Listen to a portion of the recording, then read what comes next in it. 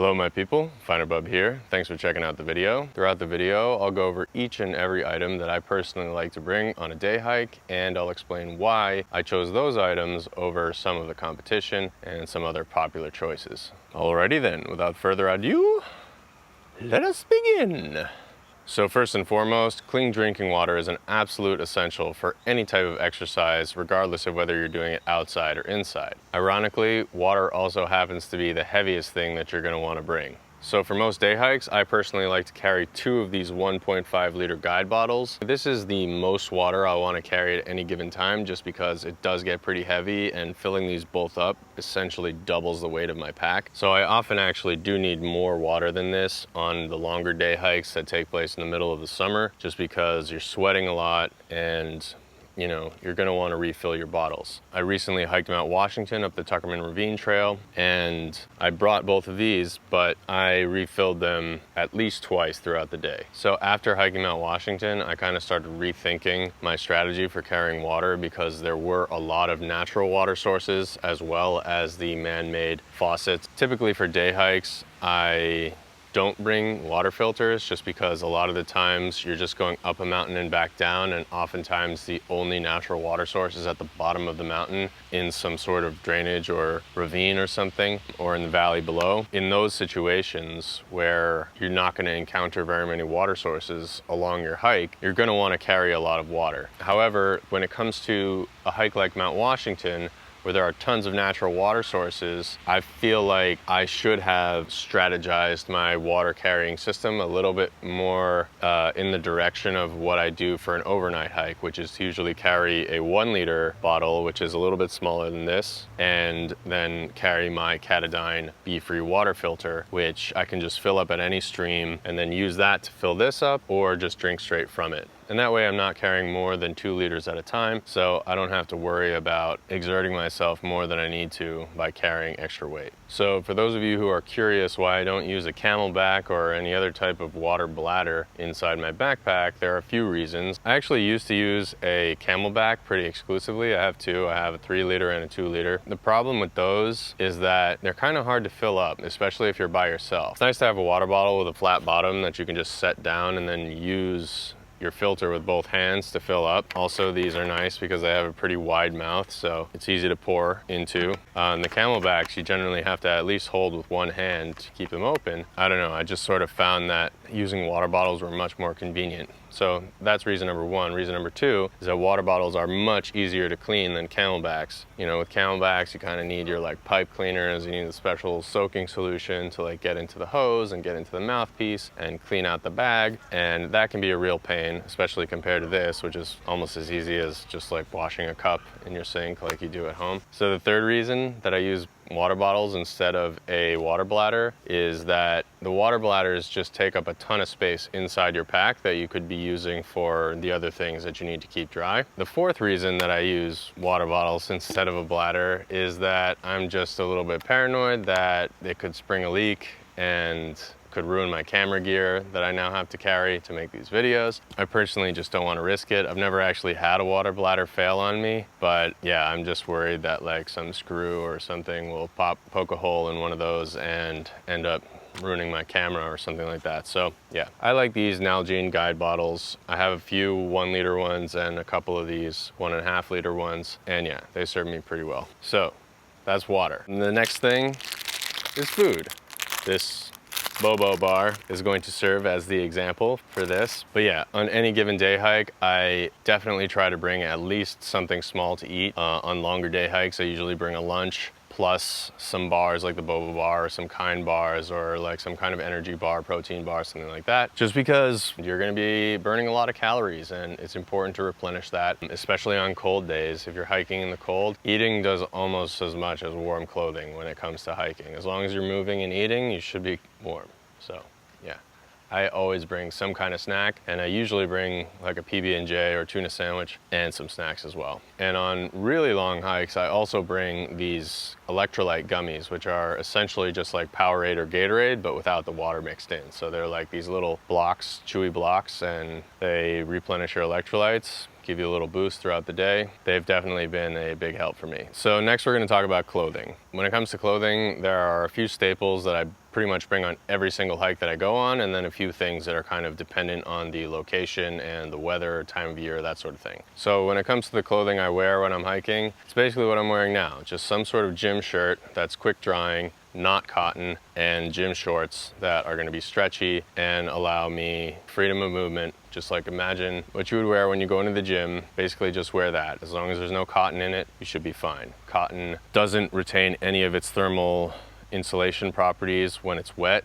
so if you get sweaty and you're out in a windy environment or a cold environment, it will suck the heat out of your body, whereas this type of shirt, if it's wet, it can still keep you warm, and it'll also dry a lot quicker. For underwear, I have a few pairs of these REI Ex Officio boxer briefs, but some of my gym shorts have built-in undies, so I kind of just skip that step whenever I use those. And I always wear a pair of these Hike Trek Merino wool socks from Darn Tough. I used to wear those thicker, fluffier Wigwam socks and Smart Wool socks. However, ever since I discovered this company, Darn Tough, it says it right there, right on the toe. These are the Hike Trek models, and I use these all year round. I use these for snowshoeing in the winter. I use them for hiking in the fall. I use them for hiking in the summer. They keep your feet warm in the winter, and they keep your feet cool and dry in the summertime. Really great socks, and they have kind of an unconditional warranty. So if you wear any holes in the bottom of these, you can just mail them in and they'll send you a new pair for free. I used to also bring some kind of a hat. I sometimes do wear my Tilly sun hat when I'm hiking if it's a really sunny day, but I used to wear some kind of baseball cap, like anything with a visor or brim that'll protect you from the sun a little bit. On a colder hike, I'd suggest bringing some kind of like a wool toque or like a beanie or something. I personally really loved using these merino wool buffs. It's basically just a neck gaiter that's made of this really super thin, really fine and comfortable merino wool. You can wear it as a hat or a headband or a sweatband. You can use it as a neck gaiter. You know, you can cover your ears, gives you good sun protection. These things are amazing. It's like the Thneed from the Lorax, the garment with 1,000 uses. I mean, you can use it as a pot holder when you're doing overnight hikes or anything. I mean, I've got like 3 of these. They're really great. That is how I keep my head warm and out of the sun when I'm hiking. I'm gonna go into footwear in a different video. I feel like that's a big enough category that it deserves its own video. So I'll talk about hiking boots, hiking shoes, and that sort of thing, trail runners in another episode. But that's really all in terms of the clothes that I start out my hike with. So when it comes to the clothing that I bring in my pack, I always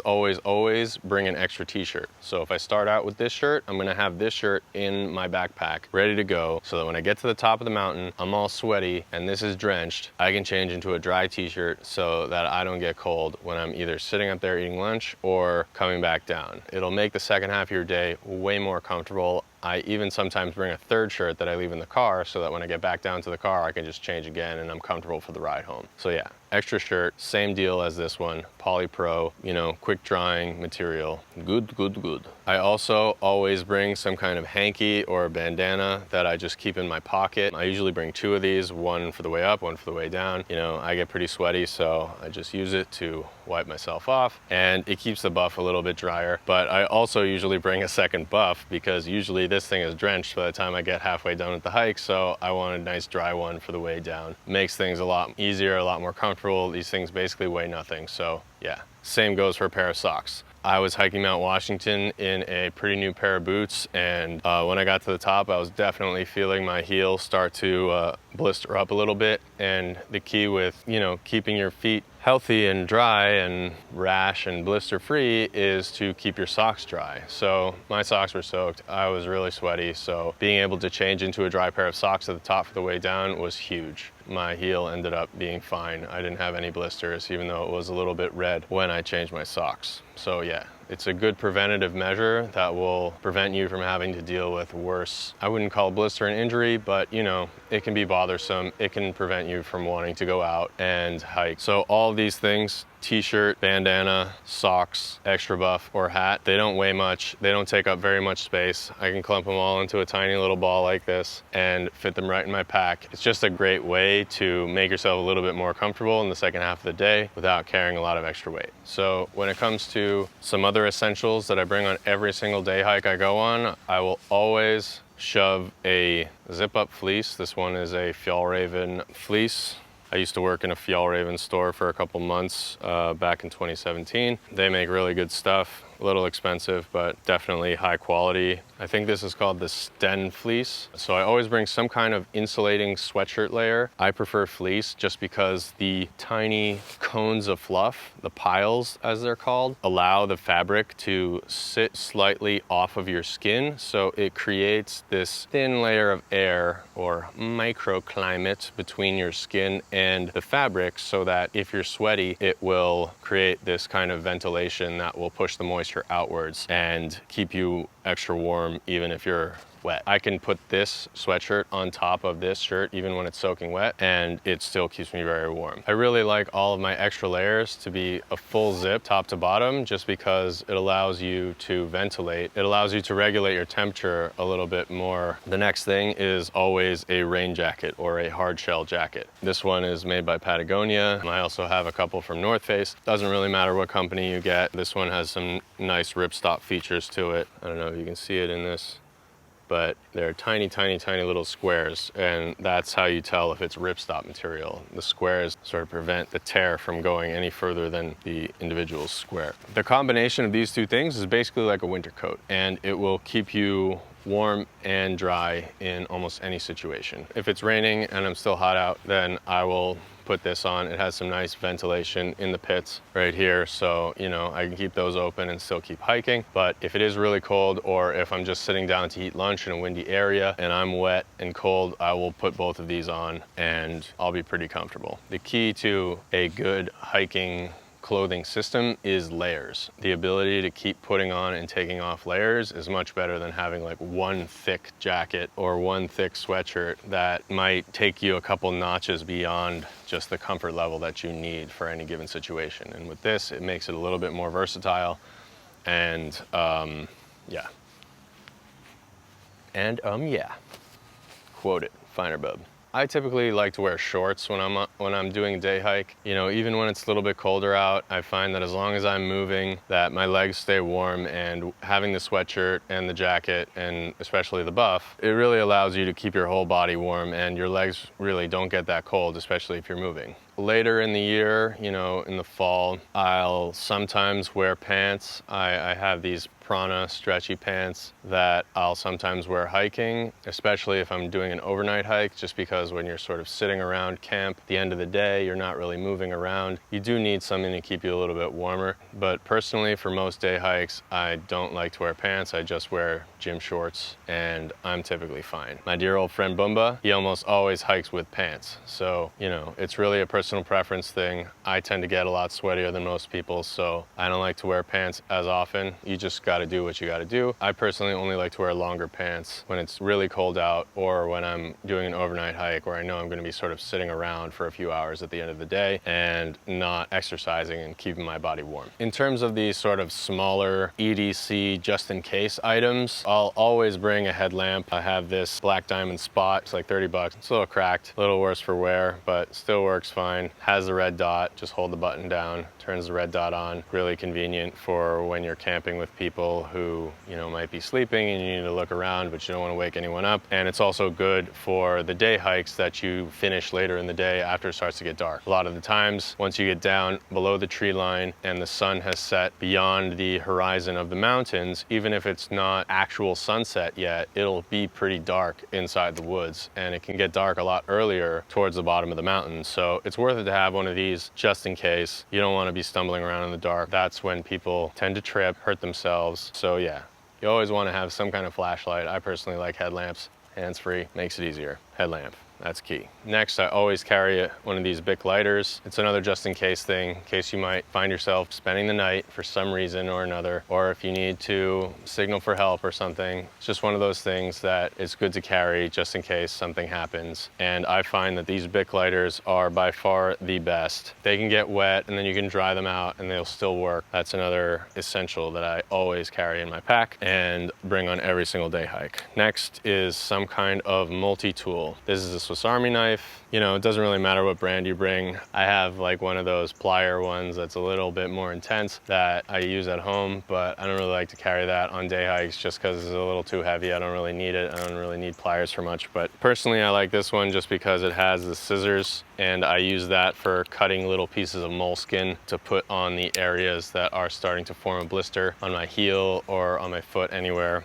And then I also carry a mini first aid kit, and that's where I keep like band-aids, you know, antibacterial wipes, that sort of thing. A whole list of things on the back of there that it comes with. You know, you don't have to use one of these. They sell all different kinds. You know, I have one in my car that I made myself. It's just like a bunch of band-aids, some moleskin, some Neosporin, you know, bacitracin, that sort of thing, alcohol wipes, little bits and bobs that will help you with small bumps and cuts and things that, you know, help you get back to your car, back to somewhere where you can get a little bit of a soap and water situation going. In the past couple years, I recently also started bringing trekking poles on my day hikes. I used to really only use trekking poles for overnight hikes because the trekking poles really sort of help you maintain balance and a good stride, especially in like rocky or unstable conditions, especially with the heavier pack that you would carry on an overnight. However, recently I've started carrying my trekking poles on day hikes as well, and I usually just keep them stored in my backpack until I get to the top of the mountain that I'm hiking that day, and then I use them on the way down, and it really just helps absorb the impact that would otherwise be taken in by your knees, and it sort of, you know, just allows you to go a little bit quicker without risking injury. See, like when it comes to overnight hikes, you're really focused on minimizing the weight of the things that you're carrying, but with day hikes, since you're not carrying a tent, you're not carrying a sleeping bag, you're not carrying a cook set, you can afford to take a few extra items that might make your day a little bit easier and more convenient. So the next thing I always bring on a day hike is a pair of polarized sunglasses. Doesn't matter what brand you use. I've had these for a few years. Cool. Sunglasses are definitely more of an essential item for the winter time. I learned that on a NOLS course that I took back in 2012. They would like yell at us every time that they'd see us without sunglasses on during the day, because you can actually burn your corneas from the sun's reflection off the snow, and apparently it just feels like you have sand in your eyes for like 3 days straight, and you have to like stay in a dark place, and nobody wants that. So these days, the remainder of the space in my pack is usually occupied by my camera cube, and this contains everything that I use to make these videos. I do plan to make another separate video on this, kind of like the footwear topic. I feel like it's enough information that it can serve as its own video. But yeah, everything I use to make these videos while I'm out hiking does fit inside here. One thing I forgot to mention that I bring on every single day hike without fail, and that you should too, is a cell phone. Smartphone. This is absolutely invaluable. If you hurt yourself, you can call SOS even with no signal, and somebody will come and find you, and that is invaluable. That's something that, you know, it's only a recent development as far as like the grand scheme of like the history of hiking is concerned. So yeah, it's really beneficial to have a full battery in your cell phone, and maybe even an extra battery when you go out hiking. And I personally don't like to use my phone as my main camera just because I like to save the battery for phone related things and emergency related things. I always use my phone for navigation. I use the Hiking Project app from REI. I also use the All Trails app. I recently just bought a 3-year subscription to that. It's been really helpful. You can download all those maps in advance. And I also like to download the offline maps on Google Maps in advance, because oftentimes when you get to a trailhead, you are not going to have any cell service, and just being able to drive out of there to a place where you do have cell service does make things a lot easier. And I personally think that having GPS on your phone